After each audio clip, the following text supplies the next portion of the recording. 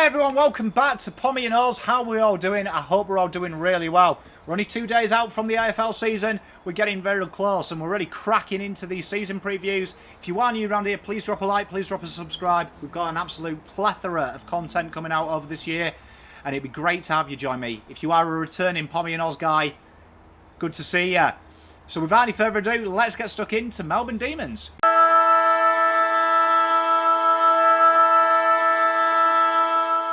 They finished 9th last year with 9 wins and 8 losses, and from the highs of 2018 it does seem a lifetime ago for the Demons fans.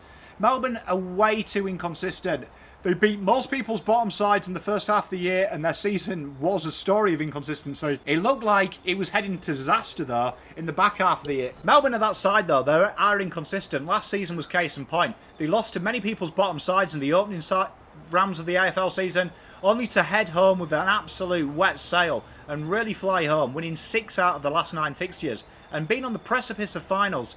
The worry that run will have had though was it was the weaker opposition where they lost games in.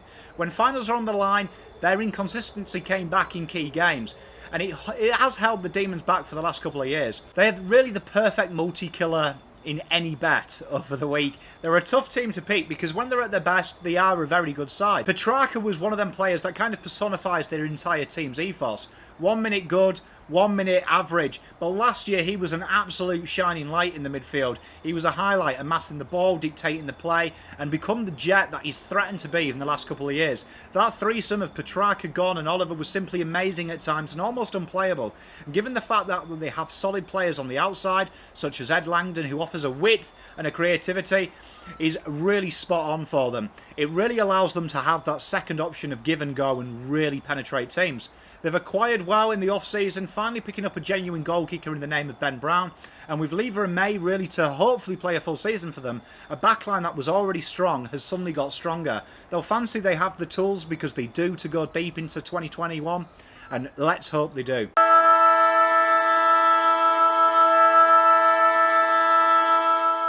So we talked about 2021. What does 2021 hold for them? There's no getting away from it. This Demon side is stacked, and their midfield particularly. It often allows itself, though, for me, because of its talent inside, to get bogged down in the contested side of the game.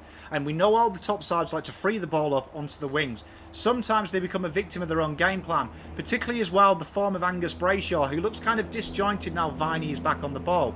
But when they do stretch it, they do look really good. And that became more habitual towards the end of the year. You could see that that was a good win plan, that he wants it to go on the outside. And it's kind of why you've got the acquisition of a player like Ed Langdon.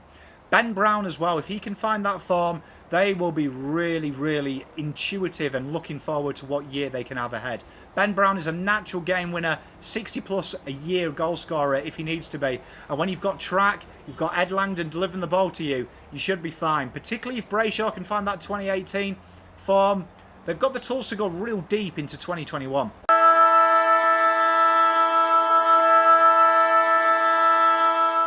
Ones to watch then. Trent Rivers is the first guy that we're looking at. Top 5 in rebound 50s and intercept marks of the rising stars of 2020.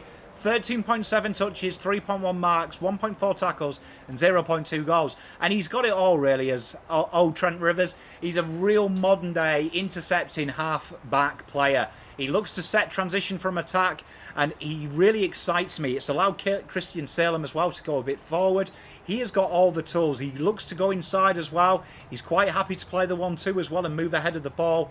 He's a really integral cog that every modern team has. And he'll be a player as well that if you are a Melbourne Demon fan, you'll be really excited about because he's got all the tricks of the trade and he also likes to craft as well, get up forward, and he can be that outlet just on the edge of 50. We saw that quite a lot last season. I'm a big fan of Trent Rivers and he's a guy that I'll be keeping a keen interest on as we move ahead into 2021. Another guy is a top 3 and a Brownlow medalist in 2018, and that is Gus Brayshaw. 19.5 touches, 3.7 marks, 4.1 tackles, 0.4 goals. And over the last couple of years, he's kind of looked lost. It's almost like they've kind of pushed him to the outside and try and fabricate him into a wingman.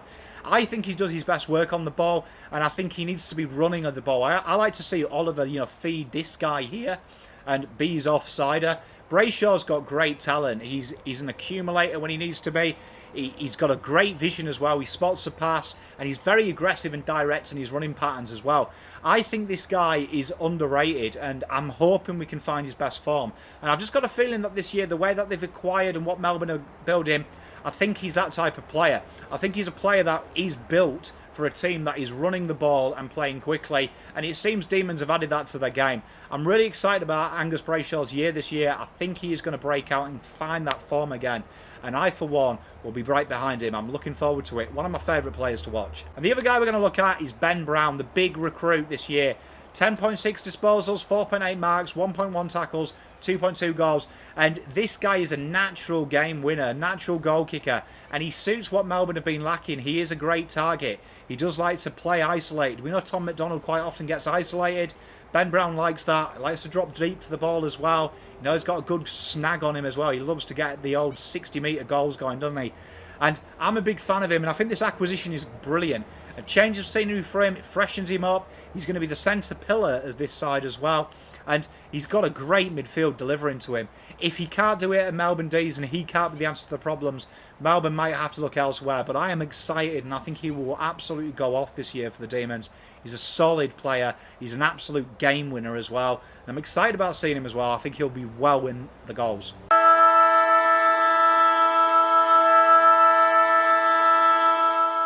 What's the success for the Melbourne Demons in 2021? It's definitely a return to finals, isn't it? They have been shrewd in their pickups, and although they've stagnated probably from a position in the ladder in the last 2 years, you can see they've been trying to build, and I do fancy that they can return to the 8. There were some positive signs last year with a development of a more outside-heavy game plan. They have 2 targets now in McDonald and Brown, with Weeds oscillating through there, and they also have Jackson, who gives them options in the forward line. And Gorn in the midfield is a real combo that should be competing for finals. I have them 8th to 12th. I think they'll finish anywhere around that mark. Hopefully for the Demons fans in the top half of that. That's the Melbourne Demons then. Let me know what you think. Have you got them in the 8? Have you not? Do you think they're going to suffer? Let me know in the comments. Pom out.